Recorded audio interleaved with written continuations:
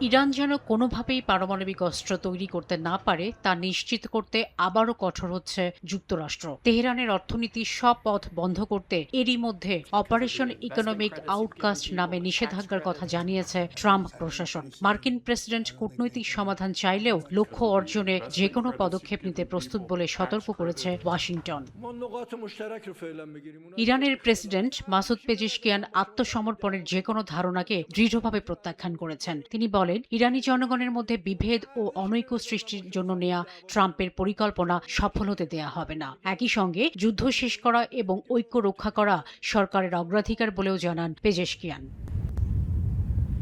এমন পরিস্থিতিতে হরমুজ প্রণালীর আন্তর্জাতিক জলসীমা থেকে সব মাইন অপসারণের দাবি করেছেন মার্কিন প্রেসিডেন্ট ডোনাল্ড ট্রাম্প। সামাজিক মাধ্যমে তিনি জানান, নতুন করে কোনো জাহাজ মাইন পাতার চেষ্টা করলে তা ধ্বংস করা হবে। তবে ইরানের উপ-পররাষ্ট্রমন্ত্রী কাজেম ঘারিবাবাদের দাবি, হরমুজ পুরোপুরি তাদের নিয়ন্ত্রণে এবং বন্ধ রয়েছে। তিনি জানান, ওমানের সাথে আলোচনার মাধ্যমে কেবল একটি ৭ মাইল প্রশস্ত অস্থায়ী রুটে জাহাজ চলাচলের সম্মতি দেওয়া হয়েছে।